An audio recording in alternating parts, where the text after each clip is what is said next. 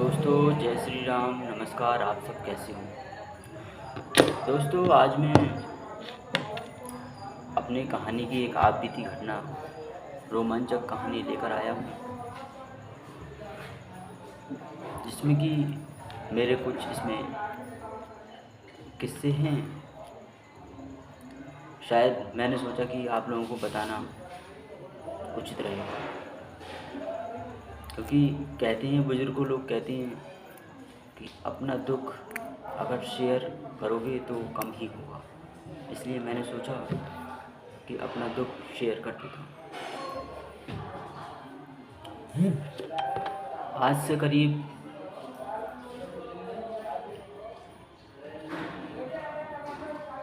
10-12 साल पुरानी बात है।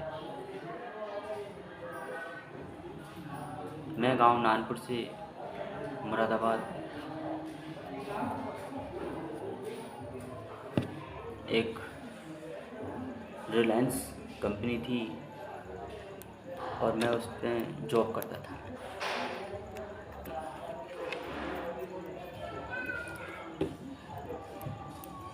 उस दौरान 10-12 साल में मुझे जॉब के दौरान मेरे डिपार्टमेंट में ही एक लड़की से मुझे प्रेम हो गया। अनदेखा प्रेम हो गया। उस प्रेमिका की बातों से मुझे प्रेम हो गया, और जो प्रेमिका थी वो मेरे बॉस की बेटी थी। और मैं जिस कंपनी में जॉब करता था, वर्क करता था, हमारा बॉस बहुत ही ज़्यादा माइंडेड था और बहुत सनकी टाइप का था। वो किसी की बात को मानता नहीं था। अगर कोई भी काम अगर गलत हो जाए तो वो बख्शता नहीं था किसी को। वो इतना क्रूर निर्दयी वाला इंसान था कि उसके परिवार वाले उसे बहुत ज़्यादा झेलते थे।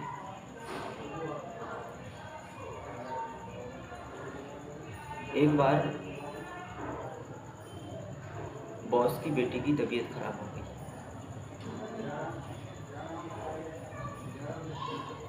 उसने जहाँ तहाँ लोगों को दिखाया, बड़े बड़े अस्पतालों को, बड़े बड़े हकीमों को, बड़े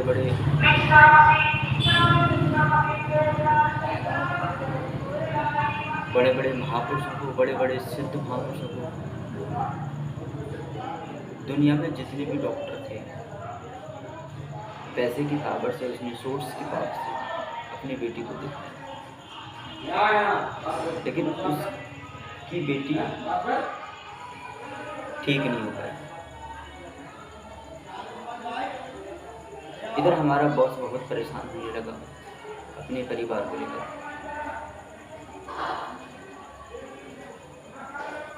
जब वो परिवार पे अपना टाइम देता था तो कंपनी उसकी बहुत पीछे रह गई। इधर कंपनी में बहुत ज़्यादा लॉस होने लगा जब वो अपना टाइम अपनी कंपनी पर नहीं देता था।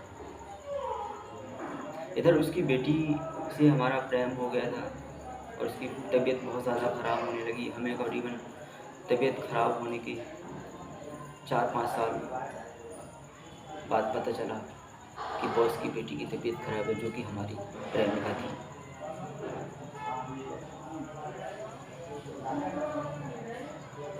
इधर जब हमें पता चला तो हम उनके बॉस के शहर गए और हम गेट पर दूर खड़े होकर टकटकी लगाने लगे कि उनके परिवार वाले, रिश्तेदार कोई मिलने के लिए आए तो हम उनके साथ अंदर गृह प्रवेश करें, क्योंकि हमारे अंदर इतनी क्षमता नहीं थी इतने बड़े इंसान के घर में घुसने की अकेले, क्योंकि हमें डर था कि अगर हम अकेले जाएंगे हमारी बेइज्जती और हमें चोर कहकर मार पीट कर बाहर निकाल दिया जाएगा। इसलिए हम घंटों गेट के बाहर थोड़ी दूर बनाए रखते हुए हम खड़े हो गए। एक बार फिर कुछ घंटों के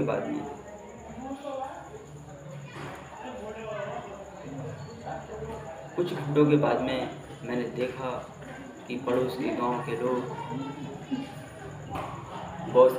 बॉस की बेटी को देखने के लिए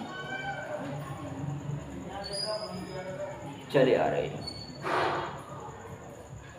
मैंने अपने दिमाग से सोचा कि शायद ये बॉस की बेटी को देखने आ रहे हैं, क्यों ना मैं इन लोगों के साथ देखने के लिए जाऊं। हुआ क्या कि मेरा मन नहीं था, मुझे डर भी था और मैं घबराते हुए उन लोगों के साथ मैंने गृह प्रवेश कर दिया। जब मैंने गृह प्रवेश कर दिया तो मेरे बॉस एक चेयर पर अपनी बेटी से कुछ दूरी पर बैठे हुए थे और रो रहे थे, और मैंने भी उन लोगों के साथ जो मैं अंदर मैंने भी उन्हीं के साथ उस लड़की को देखा और खड़े होकर दूर से देखने लगा। जो और लोगों के साथ मैंने एंट्री की थी वो लोग हमारे बॉस से डरते थे, क्योंकि वो बहुत बड़ी फैमिली थी हमारे बॉस की। हुआ क्या, जब हम उस लड़की को टूक कर देख रहे थे सभी लोग, तो अचानक उसकी तबीयत बिगड़ने लगी, स्वास्थ्य खराब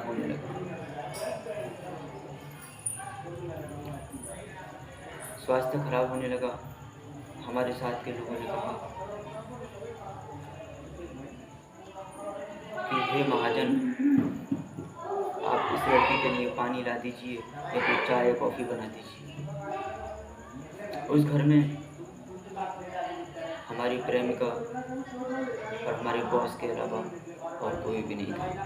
बहुत पैसे वाला इंसान था, लेकिन उसके घर में था कोई भी नहीं। उनके माता पिता, बॉस की वाइफ पहले से ही 5-6 साल पहले से ही भगवान को प्यारे हो गए। जब तबीयत बिगड़ने लगी हमारी प्रेमिका की, तो हमारे साथ के लोगों ने कहा कि इसके लिए कुछ कॉफ़ी या चाय या पानी का बंदोबस्त कर दीजिए। इधर हमारा बॉस चाय बनाने के लिए किचन में जा रहा था, चला गया। उधर हमने देखा कि हमारी प्रेमिका की तबीयत बहुत ज़्यादा बिगड़ गई थी, और किसी को ये नहीं पता था कि हम स्वास्थ्य विभाग के 18-20 साल पुराने स्वास्थ्य कर्मी, ना ही बॉस को पता था और ना ही हमारी प्रेमिका को पता था, और ना ही गाँव वाले लोग हमारे साथ में आए हुए थे, ना ही उनको पता था। जब तबीयत ज़्यादा बिगड़ने लगी, कोई तबीयत में सुधार नहीं हो रहा था, तो हमें पता चला कि ये रेस्पिरेटरी फंक्शन का फेलियर सिम्टम्स है। हमें पता था। इधर हमारा बॉस चाय बना रहा था, उधर हमें पता चला कि ये रेस्पिरेटरी सिस्टम का फेलियर है। तो हमने कहा कि हम इस लड़की के लिए कुछ कर सकते हैं इमरजेंसी। हमने हार्ट पंप देना अच्छा समझा अपने दिमाग से, और हमने किसी को बिना बताए, जो हमारे साथ के लोग थे, हमने बिना बताए उस लड़की को पंप देना स्टार्ट कर दिया। जब हमने पंप देना स्टार्ट कर दिया था तो दोस्तों हुआ क्या, लड़की की हेल्थ में सुधार आ गया। उसी क्षण हमारा बॉस चाय बनाकर लेकर आया, तो बॉस ने देखा कि हमारा एम्प्लॉय उस लड़की को ऐसे लिप्स किसिंग होती है, उस तरीके से हार्ट पंप दे रहा था। उसने देखा कि ये लड़का कर क्या रहा है, हमारा एम्प्लॉय क्या कर रहा है। उसने गलत समझा और हमें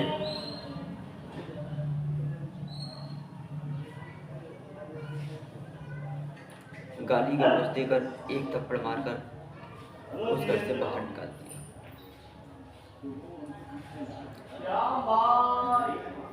जो हमारे साथ के लोग थे उन लोगों को बॉस ने समझाया भी था,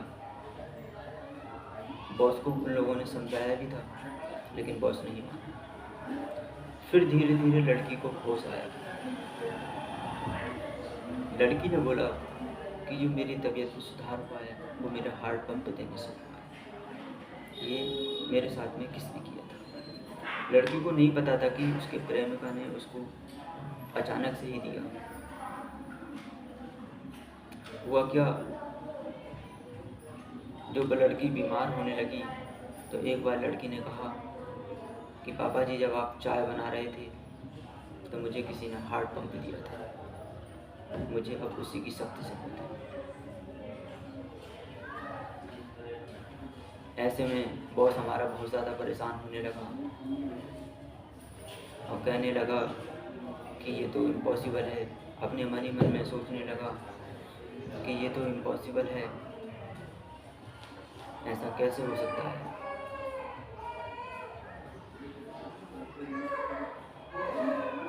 फिर कुछ टाइम के बाद में जब उसकी बेटी बहुत ज़्यादा स्वास्थ्य विभाग से परेशान होने लगी, कोई भी आराम नहीं लग रहा था, तो हैरान होकर बॉस ने हमें पुकारा और घर भेज दिया। अपने साथ घर भी लेकर आए कि चलो हमारी बेटी का बहुत ज़्यादा स्वास्थ्य खराब है और तुम्हें ये सब कुछ ठीक करना है।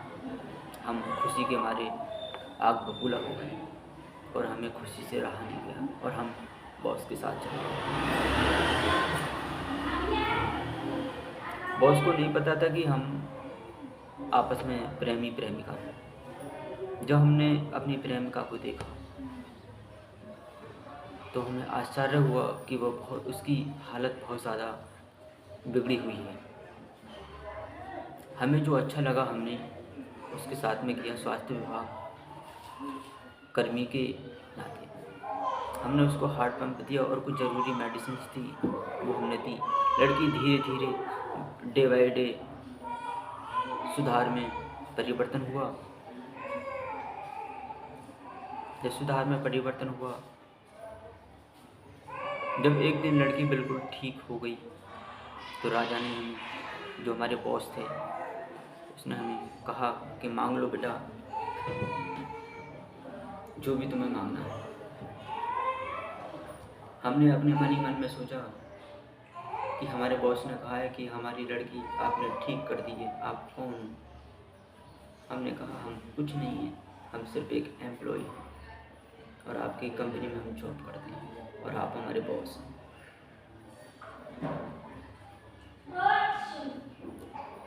इस प्रकार बॉस की हमारी बातें सुनकर आंखें फटी की फटी रह गई और आंखों में आंसू आने लगे।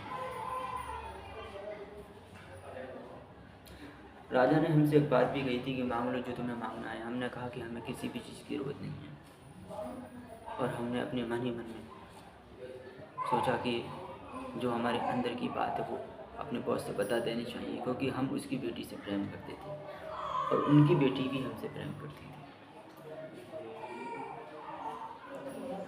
हमने अपनी आंखें बंद करके अपने दिल से पूछा कि राजा को बता देनी चाहिए। हमने अपनी बात अपने बॉस के सामने रख दी कि हम आपकी बेटी से प्यार करते हैं और हमें आपकी बेटी चाहिए। राजा, हमारा बॉस, क्रोध से आग बबूला हो गया और हमें तुरंत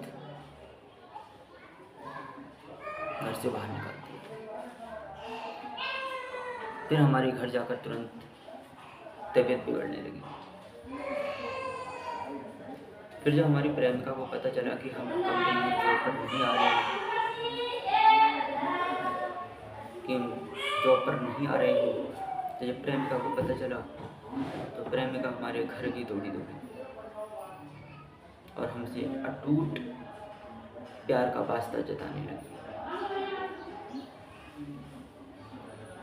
जब अटूट प्यार का वास्ता जताने लगी, हमारे पास इलाज के लिए कोई पैसे नहीं थे, हमारे बीच और भी ज़्यादा गहरी दोस्ती होने लगी। जब उसको, हमारी प्रेमिका को पता चला कि इनके पास पैसे नहीं, तो उसने हमें पहली बार 5 लाख रुपए इलाज के लिए दिए। हमने मना किया, फिर भी नहीं मानी और हमें ज़बरदस्ती हमें इलाज के लिए पैसे दे दिए। जब राजा को पता चला कि हमारी बेटी ने 5 लाख रुपए हमारे एम्प्लॉय को दिए, तो वो बहुत ही ज़्यादा क्रोधित हो उठा। और फिर हुआ क्या,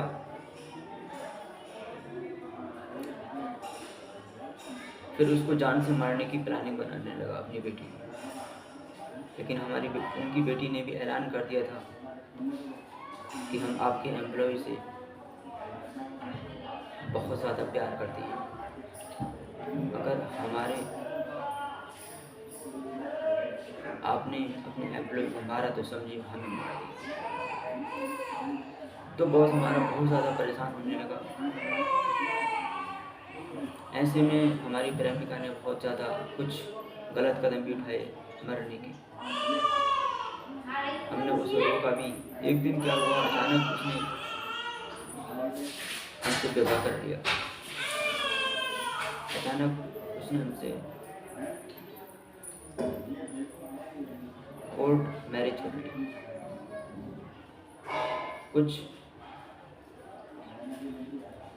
जाने माने परिजनों से मिलकर उन्होंने हमसे कोर्ट का व्यवहार रचा लिया।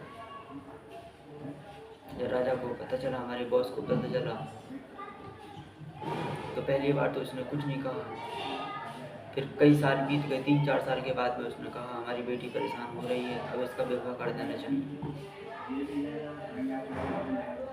उन्होंने फिर हमारा दोनों का विवाह भी कर दिया। अचानक फिर क्या हुआ कि हम पहले से ही कुछ विवाहित थे।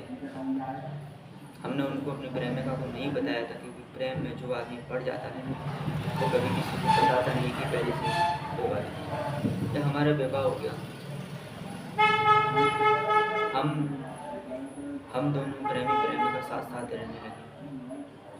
1 साल बीतने के बाद में जब हमारा हकीकत पता चला हमारी प्रेमिका को, तो वो हमसे 1 मिनट भी बात करने के लिए तो सही, हमसे हमारे साथ रहने के लिए भी तैयार नहीं बनी। हम बहुत ज़्यादा परेशान होने लगे। हमारी प्रेमिका ने हमारे ऊपर जोर दबाव बनाया और कहा कि जी लो अपनी ज़िंदगी, मुझे अकेले रहने दो। मैंने कहा ठीक है। वीडियो थोड़ा लंबा है, हम यहीं पर इस वीडियो को ब्रेक करते हैं और नेक्स्ट वीडियो बनाएंगे, पार्ट 2। इस कहानी का पार्ट 2 बनाएंगे, तो उसमें सारी सच्चाई बताई है हमने अपने जीवन की, तो उसे देखना ना भूलें।